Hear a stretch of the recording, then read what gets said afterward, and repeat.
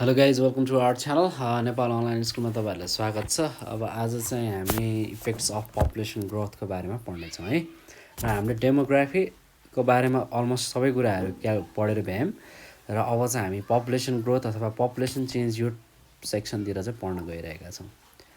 Population change भन्ने यो section र पपुलेसन म्यानेजमेन्टको बारेमा चाहिँ अब हामी पढ्नेछौँ है। र अब अगाडिको भिडियोहरूमा तपाईँहरूलाई चाहिँ कुनै कन्फ्युजन छ होइन, डाउट्सहरू छ, मैले तपाईँहरूलाई अगाडिको भिडियोमा होमवर्क्सहरू दिएको छु। त्यो होमवर्कहरूमा गर्दाखेरि कुनै समस्या प्रब्लम भयो भने प्लिज भन्नु होला है। र त्यसमा अलिकति मैले दुईवटा न्युमेरिकलहरू तपाईँहरूलाई गर्न छोडिदिएको थिएँ, त्यसको फर्मुलाहरू दिएर अब यसलाई चाहिँ कसरी क्यालकुलेट गर्नुहुन्छ भनेर चाहिँ तपाईँहरूलाई होमवर्क दिएको छु। र त्यो होमवर्कहरूमा अनिखेरि यतापट्टि क्वेसन एन्सरहरू पनि छ, short question answer, very short question answer, सँगसँगै अलिकति लजिकल क्वेसनहरू पनि छ भेरी सर्ट क्वेसन एन्सरमा। र त्यसै गरी लङ क्वेसन एन्सरहरूमा पनि अलिकति गाह्रै कुराहरू छ, जस्तै कि गाह्रो लाग्न सक्छ कसैलाई एनुअल पपुलेसन ग्रोथ रेट कसरी निकाल्ने भन्ने कुराहरूमा। यसमा चाहिँ कुनै प्रब्लम भयो भने प्लिज एकचोटि तलको डिस्क्रिप्सनमा नम्बर छ, त्यसमा कल गरेर एकचोटि भनिदिनु होला है। र तपाईँहरूलाई म त्यसको भिडियो बनाइदिनेछु। र अब चाहिँ हामी कुरा गरौँ इफेक्ट्स अफ पपुलेसन ग्रोथ। अब पपुलेसन ग्रोथ हुँदा चाहिँ कस्तो खालको असरहरू पर्छ भन्ने कुराहरू है।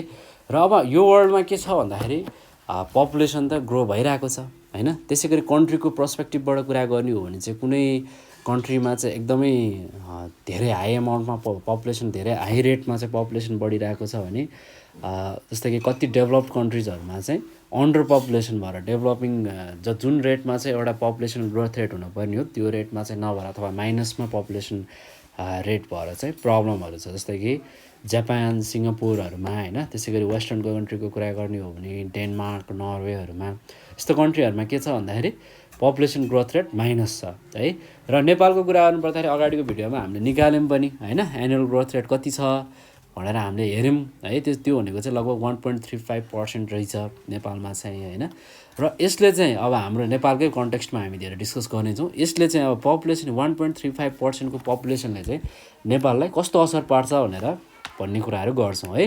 र अगाडिको भिडियो हेर्नु भएको छ भने तपाईँहरूले जस्तै कि हाम्रो नेपालमा कति लगभग 50देखि 52 वर्षभित्रमा पपुलेसन डबल भइसक्छ भन्ने कुरा चाहिँ हामीले गरिसकेका थियौँ है। जसमा 2,64,00,000 समथिङ पपुलेसनमा अब त्यसमध्ये कति भइसक्यो 10 इयर्स एराउन्ड पास हुन लागिसक्यो, 10 वर्ष लगभग जान लागिसक्यो। अबको 40 वर्षमा नेपालको पपुलेसन कति हुनेवाला छ भन्दाखेरि 5 करोड क्रस हुनेवाला छ है। यदि कुनै इस्यु आएन भने, नेचुरल क्लाइमेट यताउति छ नि, यस्तोले असर पारेन भने पनि नेपालको पपुलेसन चाहिँ म्याक्सिमम ग्रोथ हुनेवाला छ, चाँडैभन्दा चाँडै होइन। र अब यसले चाहिँ हाम्रो देशलाई जस्तै कि सोसियल्ली, कल्चरल्ली कस्तो असर पार्छ भन्ने कुरा चाहिँ अब हामी डिस्कस गरौँ है। र फर्स्टमा चाहिँ सोसियो इकोनोमिक एफेक्ट, जसमा चाहिँ हेल्थको कुरा आउँछ। सबैभन्दा पहिला कुरा स्वास्थ्यमा चाहिँ धेरै पपुलेसन बढ्यो भने चाहिँ कस्तो समस्या हुन्छ त्यसको बारेमा डिस्कस गरौँ। अब हेल्थ भनेको हेल्थ इज एभ्रिथिङ होइन। स्वास्थ्य नै सबैभन्दा ठुलो धन हो होइन। र कुनै पनि कन्ट्रीको एकदमै राम्रो प्रोग्रेस हुनको लागि, क्वालिटीको एउटा कन्ट्री चाहिँ एउटा राम्रो स्टेजमा पुग्नलाई अथवा डेभलप्ड स्टेजमा पुग्नलाई के हुनुपर्छ, त्यहाँको सिटिजनहरू फिजिकल्ली हेल्दी हुनु पऱ्यो, मेन्टल्ली हेल्दी हुनु पऱ्यो, सोसियल्ली हेल्दी हुनु पऱ्यो होइन। त्यसले के गर्छ, सिटिजन्स कुनै त्यो देशको नागरिकको के बनाउँछ, त्यसले प्रोडक्टिभिटीहरू बढाउँछ, इफेक्टिभ हुन्छ त्यो मान्छेहरू होइन, कामहरू गर्न सक्ने होइन। जबकि अब नेपालको पपुलेसन रिसेन्ट कन्टेक्स्टमा अगाडिको क्वेसनमा हामीले निकाल्यौँ नि सल्भ गरेर होइन, भनेको एकदमै ऊर्जनशील युवा चाहिँ अबको नेपालले चाहिँ पाउनेवाला छ होइन। किन भन्दाखेरि हाइएस्ट एमाउन्टको पपुलेसन चाहिँ 0 देखि 14 इयर्स क्रस गर्न लागिसकेका छन् होइन। त्यस्तो पपुलेसन छ अहिले हाम्रो नेपालमा। 20-21 वर्षको उमेरको पपुलेसन चाहिँ एकदमै हाई छ, 20 देखि 25 वर्षको पपुलेसन होइन। त्यसले के गर्छ, हाम्रो देशको आर्थिक उन्नतिदेखि लिएर हरेक काम चाहिँ यही समयले गर्छ। अब त्यसको लागि फर्स्टमा के हुनु पऱ्यो, स्वस्थ हुनु पऱ्यो सबै मान्छेहरू होइन। त्यहाँको फिजिकल्ली हेल्दी हुनु पऱ्यो, मेन्टल्ली हेल्दी हुनु पऱ्यो, सोसियल्ली हेल्दी हुनु पऱ्यो होइन। अब पपुलेसन इन्क्रिज हुँदै गयो भने यसले फर्स्ट प्रेसर कहाँनिर हान्छ, नेचुरल रिसोर्सेसमा हान्छ है। नेचुरल रिसोर्सेसमा असर पर्नु भनेको के हुन्छ, त्यो ठाउँ पोल्युटेड हुँदै जान्छ। जस्तै कि मान्छे बढ्दै गयो भने के हुन्छ, जङ्गलहरू फडानी हुने होइन, ह्युमन सेटलमेन्टहरू बस्ने होइन, मानव बस्तीले प्रब्लमहरू ल्याउने। अब नेपालको केसमा अहिले के भइरहेको छ भन्दाखेरि चाहिँ जति पनि कल्टिभेटेड ल्यान्डहरू होइन, जति पनि उब्जाउ जमिनहरू छ त्यसमा के भइरहेको छ, घरहरू बनिरहेको छ। अब के भइरहेको छ, एग्रिकल्चरको काम भइरहेको छैन। एग्रिकल्चर चाहिँ नेपाल एग्रिकल्चर भने कन्ट्री भने पनि विदेशमा स्पेसल्ली इन्डिया चाइनाहरूमा चाहिँ डिपेन्ड हुनु परिरहेको छ एग्रिकल्चरल प्रोडक्टको लागि पनि। चामलहरू अरू अरू देशहरूबाट आउँछ, इन्डियाहरूबाट कति ठाउँमा आउँछ, पुगिरहेको छैन। त्यसले के गर्यो, हाम्रो पपुलेसन इन्क्रिजले असर पार्यो है। र त्यसै गरी पपुलेसन इन्क्रिज हुने बित्तिकै केमा असर पर्छ, अर्को भनेको एयरमा, वाटरमा र ल्यान्डमा, तिनवटा कुरामा चाहिँ असर पर्ने रहेछ। र यसले के गर्छ, हेल्थ स्ट्याटसलाई डिस्ट्रोय गर्ने काम गरिरहेको हुन्छ। र हेल्थ फेसिलिटिज के हुनसक्छ, इन्सफिसियन्ट हुनसक्छ। त्यसै गरी हस्पिटलहरूमा हामीले एकदम भिड देख्छौँ नि होइन, पेसेन्टको एकदम भिड देख्छौँ। एक्सट्रिम भिड किन भयो त भन्दाखेरि चाहिँ सफिसियन्ट एमाउन्टमा चाहिँ जति रिक्वायर्ड हस्पिटलहरू हुनुपर्ने थियो त्यति रहन्छ। सधैँ किन भिड हुन्छ त, सधैँ त्यस्तो भिड हुन्छ त, हुनु हुँदैन। स्पेसली गभर्मेन्ट हस्पिटलमा चाहिँ हामीले धेरै नै भिड देख्छौँ होइन। र health personnel such as doctor has to look many after many patients. धेरैभन्दा धेरै एउटा डक्टरले धेरै पेसेन्ट हेर्नुपर्छ। त्यो भनेको के हो, क्वालिटी हेल्थ सर्भिस पाइएन। डक्टरलाई पनि त गाह्रो हुन्छ, एउटै बिरामीलाई चाहिँ होइन डायग्नोसिस गरी एउटा सर्टेन नम्बर अफ बिरामीलाई डायग्नोसिस गर्नुपर्ने ठाउँ पर डेमा चाहिँ उनीहरू पनि लङ वर्किङ आवर काम, धेरै वर्ष धेरै आवर काम गरेर के हुन्छ, उनीहरूले पनि राम्रोसँग चाहिँ के गर्न सक्दैनन्, उनीहरूलाई चेकअप गर्न नसक्नु पनि हुनसक्छ होइन पेसेन्टलाई। त्यो भएपछि ऊ किन हुन्छ, प्रेसरमा आउँछ। प्रेसरमा आइसकेपछि उसले राम्रोसँग सर्भिस दिन सकेन, त्यसको मतलब के भयो, हेल्थमा असर पर्यो। र यो एकदम इजी छैन हाम्रो देशको कन्टेक्स्टमा कुरा गर्नुपर्दाखेरि सर्भिस र फेसिलिटिज एकैचोटि पुर्याउनको लागि। किन भन्दाखेरि 2012 र 13देखि 2015को हामीसँग एउटा डाटा रहेको छ। हस्पिटल्स चाहिँ त्यतिखेर चाहिँ लगभग नेपालमा 87 हस्पिटल्स रहेछ 2012-13को सोर्स अनुसार। त्यसै गरी प्राइमेरी हेल्थ सेन्टर चाहिँ 207 र हेल्थ पोस्टहरू चाहिँ 1689 वटा चाहिँ रहेछ है। त्यसै गरी सब हेल्थ पोस्टहरू एकदमै जेनरल फेसिलिटीहरू हुने, जस्तै कि सब हेल्थ पोस्ट भनेर बुझ्नुहुन्छ नि होइन, जस्तै कि नर्मल मेडिसिनहरू पाउने होइन, नर्मल ट्रिटमेन्ट हुने, जस्तै कि फिभरको, डाइरियाको नर्मल जीवनजलहरू पाउने टाइपको एउटा हेल्थ पोस्टहरूलाई जहाँ चाहिँ एकदम जेनरल अथवा प्राइमेरी सोर्सको सर्भिस दिइन्छ त्यस्तो हेल्थ पोस्टहरू चाहिँ लगभग 2127 वटा रहेछ। र हस्पिटल्स बेड चाहिँ जम्मा 5127 वटा एभाइलेबल रहेछ है। यो चाहिँ department of health science ministry of health and पपुलेसनले दिएको सोर्स अनुसार चाहिँ यो छ। र 2014-15सम्म आएर चाहिँ नेपालमा चाहिँ कस्तो भएछ भन्दाखेरि जम्मा 2 वर्षको अन्तरालमा जम्मा 102 वटा हस्पिटल्स चाहिँ बनेछ। त्यसको मतलब लगभग 12-13 वटा हस्पिटल्स, 14-15 वटा जति हस्पिटल्स बढेछ है। र त्यसै गरी प्राइमेरी हेल्थ सेन्टर्सहरू चाहिँ 207 बाट 201 मा आएछ, अझ घटेछ। त्यसै गरी हेल्थ पोस्टहरू चाहिँ 1689 वटाबाट चाहिँ 3808 वटा चाहिँ पुर्याइएछ। यो धेरै राम्रो कुरा हो। हेल्थ पोस्टले पनि धेरै सर्भिसहरू दिन सक्छ होइन, प्राइमेरी सोर्सको हेल्थ सर्भिसहरू दिन सक्छ। त्यसै गरी सब हेल्थ पोस्टहरूलाई चाहिँ सबैलाई हेल्थ पोस्टमा डेभलप गरिएको रहेछ होइन, हेल्थ पोस्टमा डेभलप गरेर लगिसकेको रहेछ। र हस्पिटल बेड चाहिँ 6353 वटा, भन्नुको मतलब लगभग 2 इयर्समा 1200 वटा लगभग भनौँ न, 1200 एप्रोक्सिमेटली चाहिँ लगभग चाहिँ 1200 वटा चाहिँ बेडहरू पनि बढाएको चाहिँ रहेछ। तर यो चाहिँ के भइरहेको छ, सफिसियन्ट भएको छैन। स्पेसल्ली रुरल एरियाको लागि चाहिँ के भइरहेको छ, उहाँहरू चाहिँ समस्यामा हुनुहुन्छ। हेल्थ सर्भिस र फेसिलिटी चाहिँ उहाँहरूले राम्रोसँग पाउनु भएको छैन है। र यसले के गर्छ भन्दाखेरि चाहिँ अब देशको जति पनि इकोनोमिक ग्रोथ छ होइन, जति पनि अब अरू धेरै कुराको ग्रोथ हुन्छ, देशले त इकोनोमिक अर्थतन्त्र मात्रै बढाउने भन्ने कुरा आउँदैन नि होइन, विकास गर्नु पर्यो। सबै कुराको चाहिँ डेभलपमेन्ट चाहिँ राम्रोसँग, यो हेल्थ सर्भिस यदि राम्रोसँग पुगेन भने त्यो पनि हुन चाहिँ सम्भव हुँदैन। यसले धेरै मात्र गरिरहेको हुन्छ है। र इफ ऱ्यापिड पपुलेसन ग्रोथ हुँदा चाहिँ के अरे यो हेल्थ सर्भिसमा चाहिँ कस्तो खालको फेसिलिटिजमा चाहिँ कस्तो खालको समस्या चाहिँ अहिले प्रेजेन्ट डेजहरूमा छ, त्यसको बारेमा अब हामी थोरै कुरा गरौँ। जस्तै कि इन्भाइरोमेन्टल पपुलेसन इन्क्रिज हुने बित्तिकै के हुन्छ, नयाँ रोग्सहरू आउन थाल्छ है, नयाँ रोगहरू देखिन थाल्छ। जस्तै कि कुरा गर्नु पर्दाखेरि काठमाडौँमा पहिला डेङ्गुको समस्या थिएन है, अहिले के छ, डेङ्गुको प्रब्लम छ। अब यो डेङ्गु भन्ने चिज चाहिँ स्पेसल्ली तराई रिजनमा चाहिँ अलि देखिएको थियो केही वर्ष अगाडिदेखि होइन। तर काठमाडौँ जेन अथवा हिल्ली रिजन भनौँ न, त्यस्तो रिजनमा चाहिँ डेङ्गु थिएन। अब अहिले चाहिँ के छ, डेङ्गु छ। किन भयो? पपुलेसन धेरै इन्क्रिज हुनाले भयो, होइन, इन्भाइरोमेन्टमा समस्या भयो, त्यो भएर भयो है। त्यसै गरी अर्को कुरा आयो, हेल्थ सर्भिस र फेसिलिटी जब इन्सफिसियन्ट हुन्छ के हुन थाल्छ त्यसपछि भन्दाखेरि ग्रोइङ सर्भिस हुने, के अरे सरी, जब पपुलेसन बढ्दै जान्छ हेल्थ सर्भिस र फेसिलिटी लिने ठाउँहरू जति पनि हस्पिटल्स छ, प्राइमेरी हेल्थ सेन्टर्सहरू छ, त्यो पनि नपुग्दै आउँछ, इन्सफिसियन्ट हुँदै आउँछ, होइन, त्यो पनि पुग्दैन। त्यो भएपछि के गर्नु पऱ्यो, त्यो सेन्टर्सहरूलाई नि बढाउँदै लानु पऱ्यो। त्यसरी चाहिँ नेपालमा त्यसरी बढाइरहेको त कन्डिसन छैन, होइन। त्यसै गरी जब नम्बर अफ पेसेन्ट बढ्छ हस्पिटलमा, बेडहरू पनि के हुन आउँछ, इन्सफिसियन्ट, पुग्दैन। अब बेडले पुग्दैन, होइन। अब त्यही भएर जेनरली हामीले तपाईँहरू कतै हस्पिटलहरूमा भिजिट गर्न जानुहुन्छ भने जेनरल वार्डहरू जति पनि वार्डहरू हुन्छ नि प्रायः चाहिँ प्याक नै हुन्छ, एकदमै प्याक हुन्छ है। कति मान्छेहरूलाई अरू अल्टरनेट थ्रुमा कस्तो बिजोग तरिकाले राख्नु परिरहेको हुन्छ है, त्यस्तो पनि छ। त्यसै गरी जब ऱ्यापिड पपुलेसन बढ्छ भुकमरीको पनि समस्या आउँछ, गरिबीको पनि समस्या आउँछ है, पोभर्टी भन्ने कुरा आउँछ, त्यसको पनि समस्या आउँछ।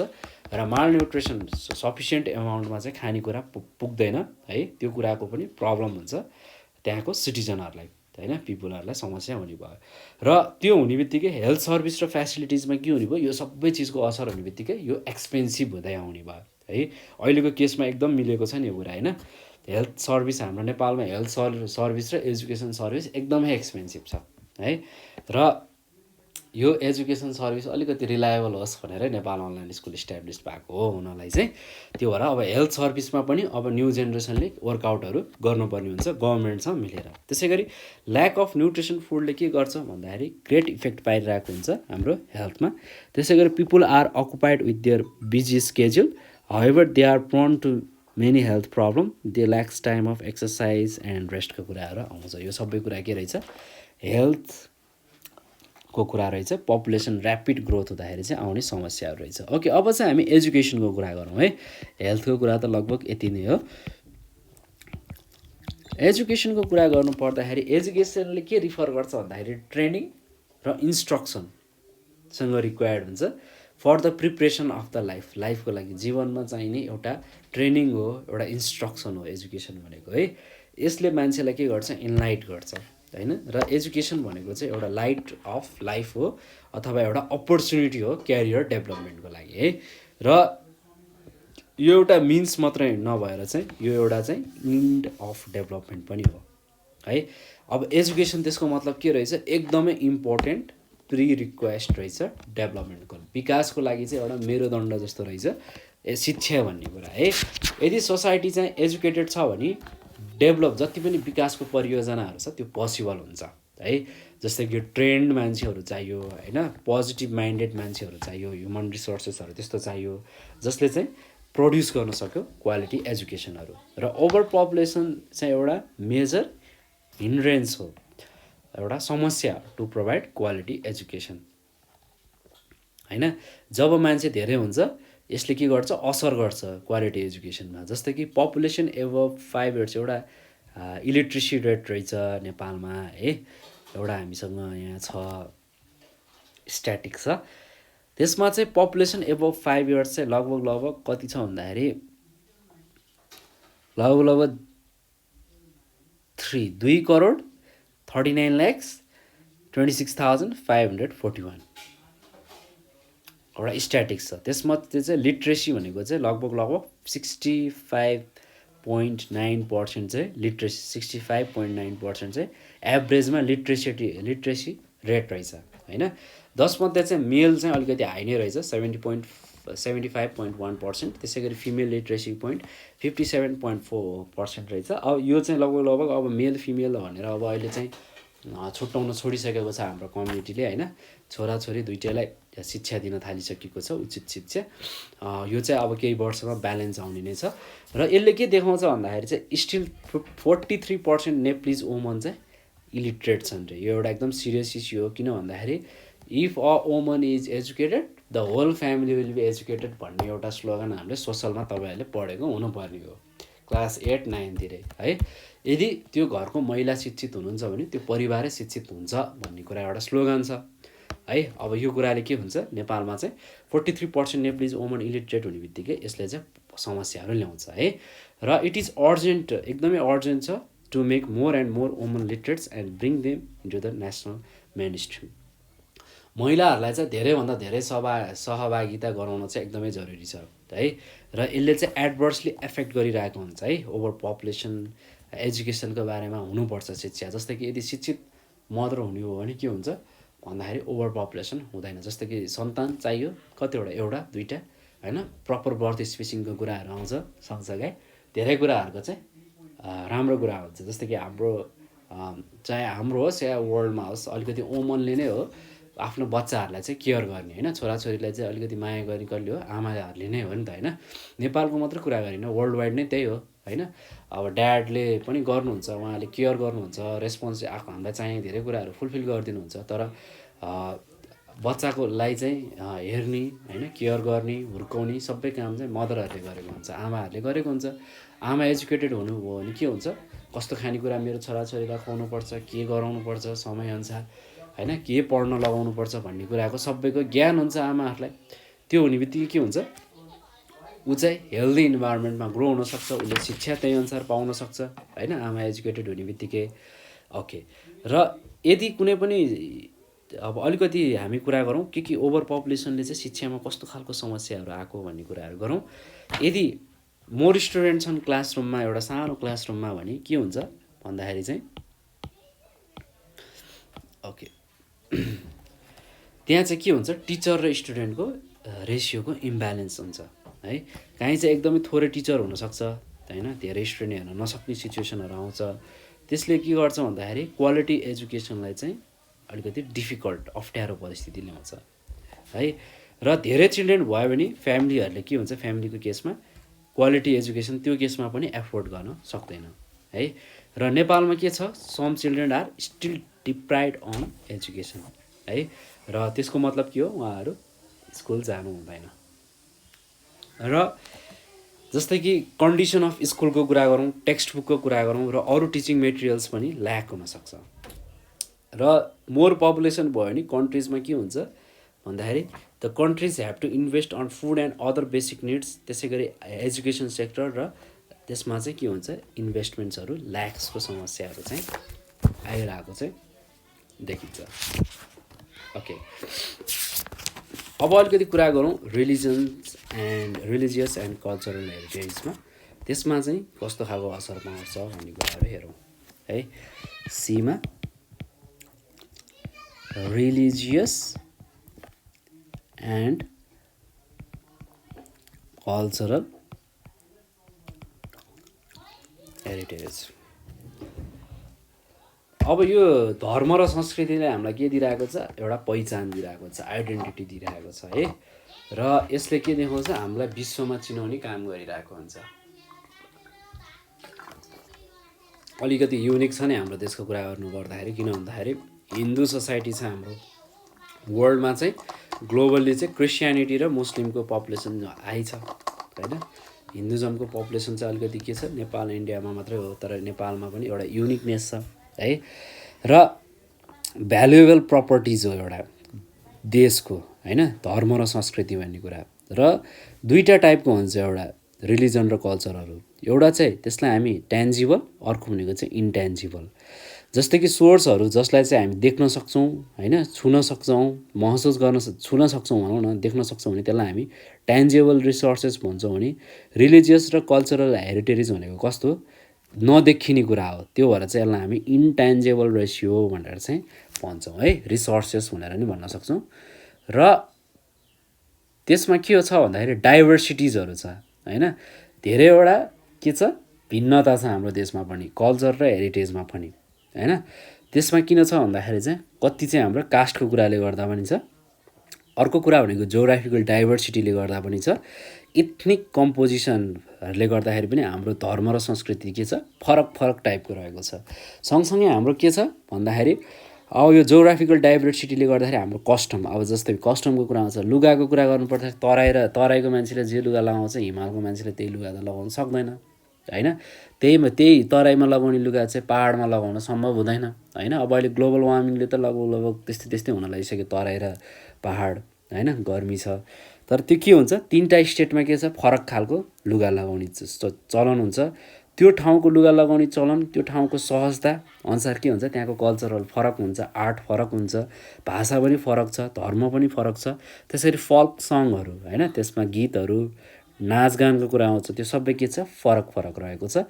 र ठाउँअनुसार नै जति पनि मन्दिरहरू छ होइन, मोनास्ट्रिजहरू छ, मोनास्ट्रिजलाई के भन्छौँ हामी, गुम्बाहरू छ होइन, बिहार्सहरू छ, यो सबै के हो, हाम्रो एउटा पहिचान हो। र धेरै पपुलेसन ग्रो भयो भने चाहिँ यस्तो धर्म र संस्कृतिमा चाहिँ कस्तो खालको असर हुन्छ भन्ने कुरा हेरौँ है। फर्स्टमा चाहिँ ह्युमन सेटलमेन्टले के एक्सपान्ड गर्छ भन्दाखेरि there will be encroachment upon the culture and religious heritage. त्यसमा के छ, ठुल्ठुला घरहरू छ, सपिङ कम्प्लेक्सहरू छ, फ्याक्ट्रिजहरू छ, इन्डस्ट्री छ होइन। यसले के गर्छ भन्दाखेरि यस्तो रिसोर्सेसको एउटा पहिचान हुन्छ नि, त्यो चाहिँ हराउँछ है। त्यसै गरी जब धेरै पपुलेसन ग्रोथ हुन थाल्छ, त्यहाँको नजिक वरपरको हेरिटेजहरू के हुन थाल्छ, त्यसलाई अलिकति असर पुग्ने भयो धेरै पपुलेसन ग्रो हुने बित्तिकै। जस्तै कि अहिले हाम्रो लेटेस्ट कुरा गरौँ न, जस्तै कि पशुपति टेम्पल, जस्तै कि 50-100 वर्ष अगाडि जुन एउटा उसको युनिकनेस थियो नि पशुपति टेम्पलमा होइन, अब अहिले त्यही लेभलको युनिकनेस हुँदैन। किन भन्दाखेरि ओभर क्राउड छ त्यो एरियामा होइन, घरहरू छ, मन्दिरबाट अब त्यो एउटा जुन एउटा पशुपतिको जुन एउटा रिजन छ, त्यो रिजनबाट अलिकति दायाँ बायाँ लाग्ने बित्तिकै के छ भन्दाखेरि त्यहाँ के छ, क्राउड पपुलेसन छ, एक्सट्रिम म्यासिभ पपुलेसन बसेको छ होइन।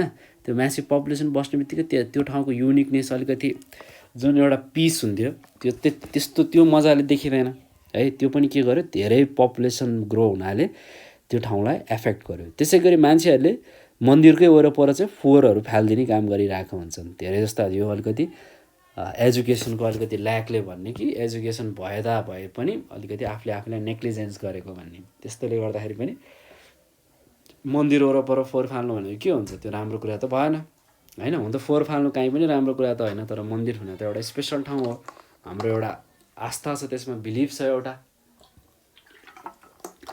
होइन। त्यसै गरी ल्याक अफ इन्भेस्टमेन्टले गर्दाखेरि जति पनि आर्टहरूको प्रोडक्सन हुन्थ्यो, जस्तै कि हाम्रो अलिकति पपुलर आर्ट भनेको जस्तै कि मङ्गोलियन आर्टहरू छ होइन। त्यसै गरी मिथिला आर्टहरू छ, मैथिली रिजनतिर जनकपुरतिर एउटा त्यहाँको आर्टहरू छ, लिट्रेसीहरू छ, त्यहाँको म्युजिकहरू छ, जताततै फरक म्युजिक छ। पूर्वमा एउटा टाइपको म्युजिक छ, पश्चिममा एउटा टाइपको म्युजिक छ होइन।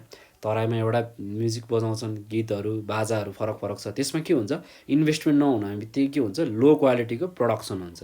त्यो भएपछि हेरिटेज के हुनसक्छ, घट्न सक्छ, डिक्लाइन हुने प्रोसेसमा जान सक्छ है। यस्तो खालको सिरियस प्रब्लमहरू चाहिँ धेरै देखिन्छ। जस्तै कि स्मग्लिङ गर्ने पनि हाम्रो चाहिँ यो मूर्तिहरू चोर्ने होइन, हाम्रो भ्यालुएबल प्रपर्टिजहरू चोरिदिने पनि हाम्रो चाहिँ देशमा चाहिँ के छ, देखिन्छ। जस्तै घन्टाहरू चोरिदिन्छन् मन्दिरहरूमा, हेर्नुहोस् है, बिगारेर घन्टा बजाउने घन्टै हुन्छ। त्यो सबै के हो, धेरै पपुलेसन ग्रो भएको असरहरू हो।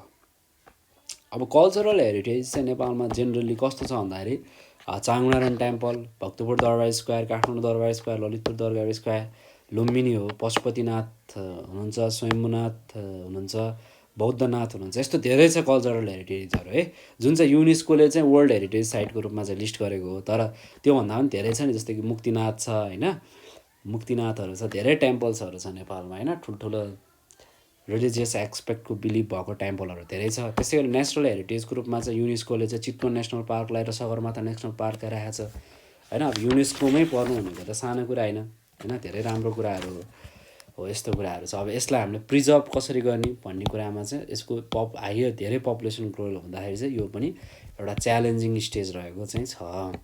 अर्को भनेको चाहिँ इम्प्लोइमेन्ट, रोजगारीमा चाहिँ कस्तो समस्या ल्याउँछ धेरै पपुलेसन बढ्नाले। अब इम्प्लोइमेन्ट भनेको चाहिँ एकदमै इम्पोर्टेन्ट छ लाइफको लागि, कुनै पनि इन्डिभिजुअल पर्सनको लागि, परिवारको लागि, देशको लागि होइन। अब इम्प्लोइमेन्ट अपर्च्युनिटीले के मद्दत गर्छ भन्दाखेरि इकोनोमिक डेभलपमेन्ट हुन्छ। इन्कमले के मद्दत गर्छ, आफ्नो निड्सहरू जति पनि आफूलाई चाहिने कुराहरू छ त्यसको फुलफिलमेन्ट दिन्छ होइन। आफूलाई चाहिएको कुरा जब त्यतिखेर मान्छेले फुलफिल गर्छ जब सँगसँग पैसा हुन्छ होइन।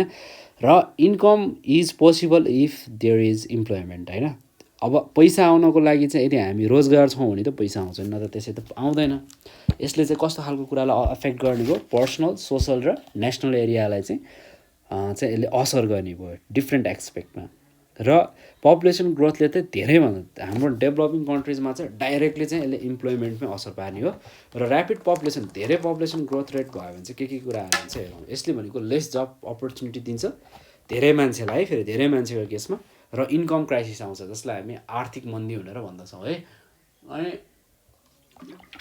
अर्को भनेको चाहिँ धेरै पपुलेसन बढ्ने बित्तिकै के हुन्छ भन्दाखेरि त्यहाँ चाहिँ लेबर फोर्सेसहरू चाहिँ इन्क्रिमेन्ट हुन्छ है। The increment in population means the increment in the labour forces.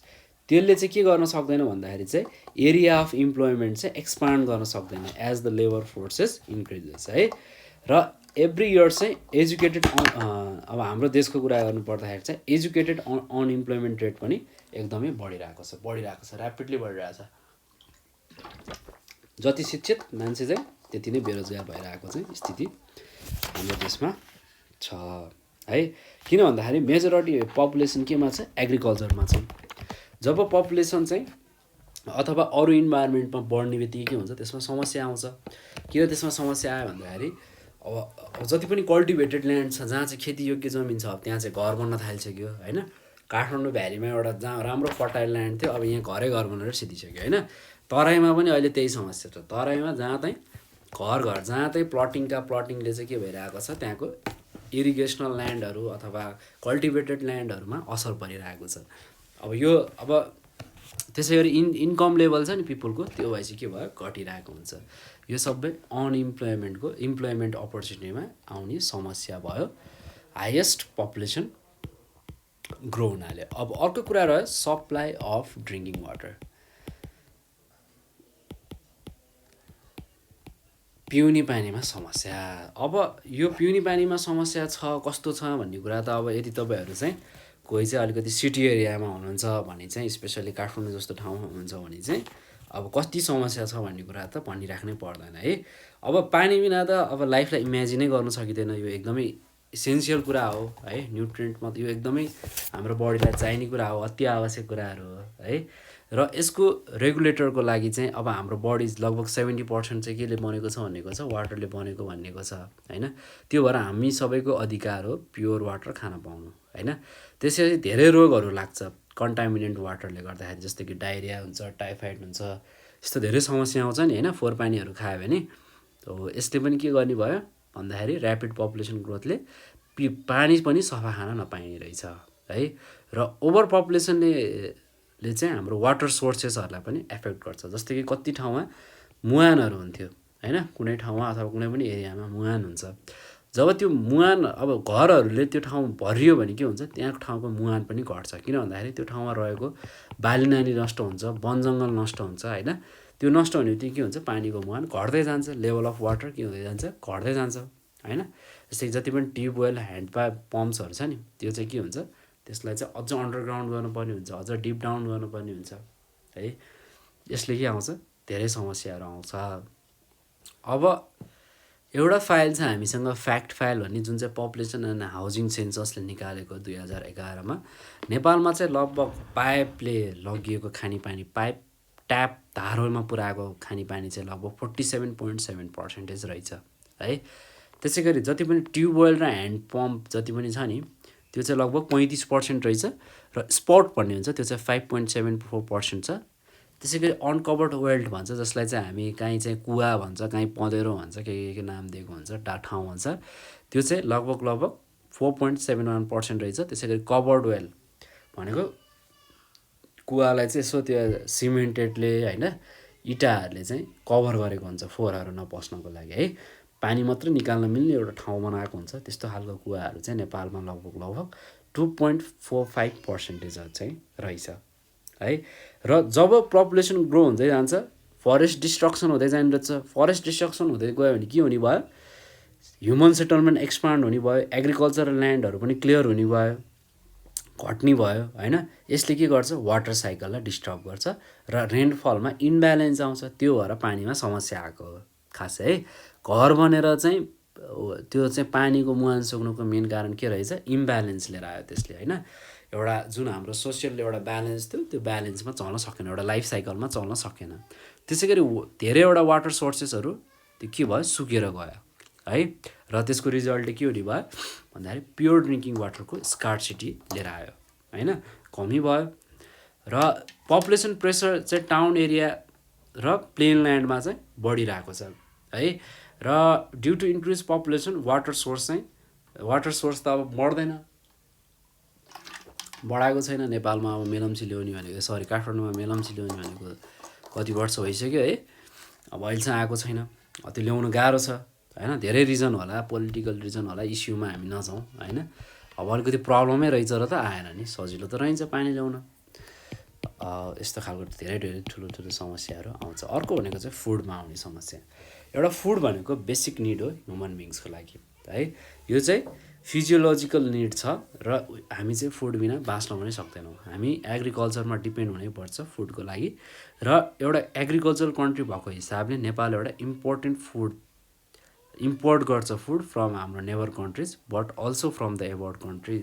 हाम्रो नेबर कन्ट्री सँगसँगै अरू परको देशहरूबाट पनि हामी फुडहरू चाहिँ इम्पोर्ट गर्छौँ। र अर्को हातमा चाहिँ पपुलेसन इन्क्रिज भइरहेको छ भने अर्को हातमा चाहिँ एग्रिकल्चर एरिया डिस्ट्रोय भइरहेको छ ग्रोइङ अर्गनाइजेसनले गर्दाखेरि। र प्रब्लम अफ फुड चाहिँ एकदमै कम्प्लेक्स भइरहेको छ एभ्री डेमा, हरेक दिन है। यो महँगी किन बढिरहेको छ, दिनदिनै किन महँगी बढिरहेको छ होइन। एक वर्षमा केही नभए पनि 1 किलो दालमा 10 रुपिसदेखि 15 रुपिस बढिरहेको हुन्छ होइन। गेडागुडीमा बढ्छ, चामलमा बढ्छ, 100-200 रुपिससम्म बढ्छ एक वर्षमा।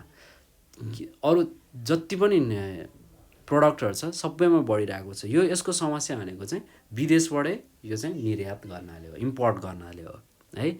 यदि हाम्रो देश नै यदि क्यापेबल भएको भए, फुडमा 100% सक्सेस भएको भए होइन, यो त एग्रिकल्चरल कन्ट्री हुँदाहुँदै पनि समस्या भइरहेको छ हाम्रो देशमा। यस्तो खालको प्रब्लमहरू, इस्युहरू छ है।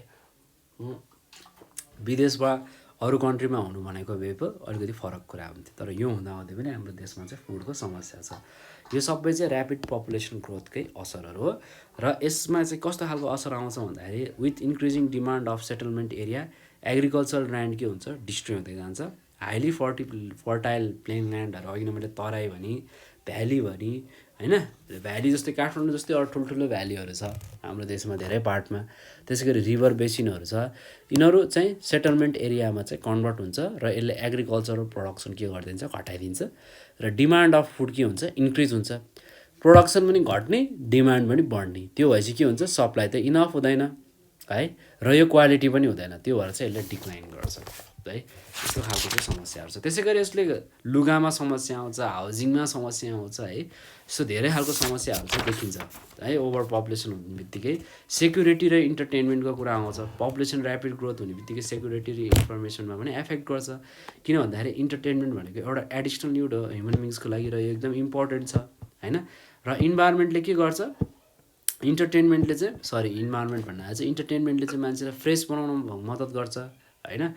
कुनै पनि अब पढ्दा ह्याङ भयो भने अलिकति एकछिन हामीले फुटबल अथवा केही गेम खेलेर ब्रेक ल्यायौँ भने होइन, इन्डोर आउटडोर गेम खेलेर ब्रेक ल्यायौँ भने के हुन्छ, हामी फ्रेस हुन्छौँ, हामी फेरि के हुनसक्छौँ, पढ्नलाई ब्याक हुनसक्छौँ है।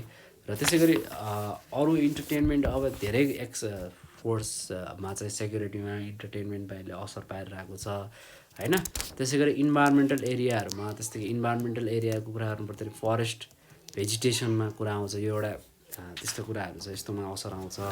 पानीमा समस्या आउँछ, हावामा समस्या आउँछ, एक्वेटिक र टेरिस्ट्रियल एनिमलमा समस्या आउँछ, मिनरल्सहरू पुग्दैन, साउन्डमा असर आउँछ। यो सबै खालको के हो, ऱ्यापिड पपुलेसन ग्रोथको असरहरू हो है। यो सबै कुरामा के हुन्छ, समस्या चाहिँ आइरहेको हुन्छ। अब थोरै चाहिँ हामी इन्भाइरोमेन्टल एरियाजको बारेमा चाहिँ कुरा गरौँ है। इन्भाइरोमेन्टल एरियाज भन्नाले जस्तै कि फरेस्ट एन्ड भेजिटेसन फर्स्टमा पर्ने भनेको, फरेस्ट भनेको एउटा इम्पोर्टेन्ट नेचुरल रिसोर्सेस हो कुनै पनि कन्ट्रीको, किनभने यसले के प्रोभाइड गर्छ, रिक्वायर्ड र मेटेरियल्सहरू प्रोभाइड गर्छ इन्डस्ट्रियल डेभलपमेन्टमा है कन्ट्रीको। र यसले चाहिँ हेबिटेन्ट अफ इनन्युमेरिकल वाइल्ड स्पेसिसलाई पनि हेरिरहेको हुन्छ है। र यसले चाहिँ के गर्छ भन्दाखेरि बचाइरहेको हुन्छ, र यसले वातावरण एकदम सफा क्लिन राख्ने काम गर्छ र ऱ्यापिड पपुलेसन ग्रोथले के गर्छ म्यासिभ डिस्ट्रक्सन गरिदिन्छ फरेस्टको। र 1900 एडीमा हेर्ने हो भने वर्ल्डमा चाहिँ लगभग 7,000 मिलियन हेक्टर एरिया चाहिँ फरेस्टले कभर भएको भनेर भनिएको थियो। त्यसै गरी 1975 एरियामा चाहिँ त्यो 7,000 मिलियन हेक्टर एरिया चाहिँ घटेर चाहिँ 2,890 मिलियन हेक्टरमा। हेर्नुहोस् है कति फरक छ। 1900 म तपाईँहरूलाई रिपोर्ट देखाएर भनिदिन्छु। 1900 एडीमा चाहिँ 7,000 मिलियन हेक्टर एरियामा चाहिँ के रहेछ फरेस्टले कभर गरेको रहेछ हैन 1900 एडीसम्म है। त्यसै गरी 1975 एडी भनेको 75 वर्षमा चाहिँ यो 700 मिलियन घटेर आएर चाहिँ कति भएछ भन्दाखेरि 2,890 ल 9.3 मिलियन राखिदिए पनि 75 वर्षमा चाहिँ आधीभन्दा पनि धेरै नै बढी 60-65% नै डिस्ट्रोय भएछ। र 1998 एडीमा आइपुग्दाखेरि चाहिँ कति डिस्ट्रोय भयो कति चाहिँ बाँकी भएछ भन्दाखेरि 2,500 मिलियन हेक्टर एरिया मात्रै बाँकी भएछ। र यसको इन्डसम्म चाहिँ लगभग 2000 एडीसम्म चाहिँ यो चाहिँ 2,370 मिलियन हेक्टर एरियामा चाहिँ यो चाहिँ आइसक्यो घटेर है। त्यसको मतलब हेर्नुहोस् त 100 वर्षमा कति फरक देखिएको छ। 100 इयर्समा कति घटेको छ। अब अझै अहिले 2020 एडीसम्म हेर्ने हो भने अझ कति घटेको होला है। यो भनेको के हो एकदमै एउटा टेरिफाइङ रेट। त्यो भनेको एउटा अलिकति डरलाग्दो स्थिति हो डिस्ट्रक्सन अफ फरेस्टले गर्दाखेरि है। र फरेस्ट इज डिस्ट्रोय यदि यही रेटमा फरेस्ट डिक्रिज हुँदै जाने हो भने 50 वर्षमा लार्जर एरिया अफ वर्ल्ड चाहिँ लगभग डेजर्टिफाइड मतलब मरुभूमि भइसक्छ है। र मिनिस्ट्री अफ फरेस्टको अनुसार चाहिँ 40% एरिया नेपालको चाहिँ कभर भएको छ जङ्गलले भनेको छ। र हाम्रो country in our country to rate of forest destruction चाहिँ एकदम ऱ्यापिडली भइरहेको छ। किन भन्दाखेरि 1952मा चाहिँ लगभग नेपालमा चाहिँ 57% टोटल एरिया चाहिँ जङ्गलले कभर भएको थियो र यो चाहिँ अहिले 45%मा आयो 1961मा। र यो चाहिँ लगभग 1971मा चाहिँ 34%मा चाहिँ रिमेन भयो। र रेट अफ डिक्लाइनिङ चाहिँ अहिलेसम्म घटेको छैन र रेट अफ डिक्रिज चाहिँ 29%मा पुग्छ 1998मा भनेर भनेको छ। र with the growing population the need of agricultural land has increase become much needs more foods भन्ने कुराहरू आउँछ है। र एग्रिकल्चर एरियाहरू केमा कन्भर्ट भइरहेछ रेसिडेन्सियल एरियामा। पिपुलले त लार्ज एमाउन्टमा जङ्गलहरू खडानी गरिरहेछ। यसको जस्तै acid rain ozone layer depletion होइन त्यस्तै गरी अदर क्लाइमेट्सहरूको समस्याहरू त ल्याउँछ अवश्य ल्याउँछ नल्याउने चान्सै छैन नि होइन। अब यो कुराहरूको सबैको समस्या चाहिँ नेपालले भोग्नेवाला छ चाँडै नै। वर्ल्डले ग्लोबलले भोग्छ भनौँ न नेपाल मात्रै नभएर। त्यसै गरी एक्वेटिक टेरिस्ट्रियल एनिमलहरूमा समस्या छ जङ्गल खडानी हुनाले ऱ्यापिड पपुलेसन बढ्नाले होइन। त्यसै गरी अघि नै मैले कुरा गरेँ हियरमा समस्या छ अक्सिजन छैन प्रपर होइन। मिनरल्सको डिमान्ड बढिरहेको छ डे बाई डे होइन। मिनरल्स त एउटा लिमिटेड एमाउन्टमा हुन्छ अर्ग्यानिक होस् या इनअर्ग्यानिक होस् मेटलहरू होस् या हाम्रो बडीलाई चाहिने मिनरल्स होस्। अब जति पनि कुराहरू छ यो सबै के हुन्छ बढाउन सकिँदैन। आइरन रडहरू सधैँ बढाउँदै लिएर जान त सकिँदैन नि त एउटा लेभलमा पैसा दिन्छ होइन। यो सबै कुराहरूको चाहिँ समस्या चाहिँ ग्लोबल्ली चाहिँ हुनेवाला छ है। ल गाइज ल आजलाई चाहिँ यति नै पढौँ। हामीले इफेक्ट्स अफ इन्भाइरोमेन्टको ऱ्यापिड पपुलेसन ग्रोथको टपिक अलिकति हेऱ्यौँ होइन। इफेक्ट्स अफ पपुलेसन ग्रोथ चाहिँ कस्तो हुन्छ ग्लोबल्ली नेपालमा पढ्नेको बारेमा चाहिँ हामीले थोरै डिस्कस गऱ्यौँ। र अगाडिको भिडियोहरूमा हामीले सेक्स यो रेसियोहरूको अगाडिको भिडियोहरूमा हेरेका थियौँ। त्यसै गरी अहिले आजको भिडियोमा यो हेऱ्यौँ हामीले डेमो हेल्थ इफेक्ट्स अफ पपुलेसन ग्रोथको बारेमा हेऱ्यौँ। र अर्को भिडियोमा चाहिँ हामी पपुलेसन म्यानेजमेन्टको बारेमा पढ्नेछौँ। र तपाईँहरूलाई कुनै समस्या छ भने चाहिँ प्लिज कन्ट्याक्ट गरिदिनुहोस्। तल डिस्क्रिप्सनमा नम्बर राखिदिएको छु। त्यहाँ केही डाउट छ कन्फ्युजन छ प्रब्लम छ स्टडी रिलेटेड पनि तपाईँले त्यहाँ कन्ट्याक्ट गरेर सर्भिसहरू लिन सक्नुहुन्छ एजुकेसन रिलेटेड। र यति भन्दै आजको भिडियोबाट म बिदा हुन चाहन्छु। Bye guys see you in next video.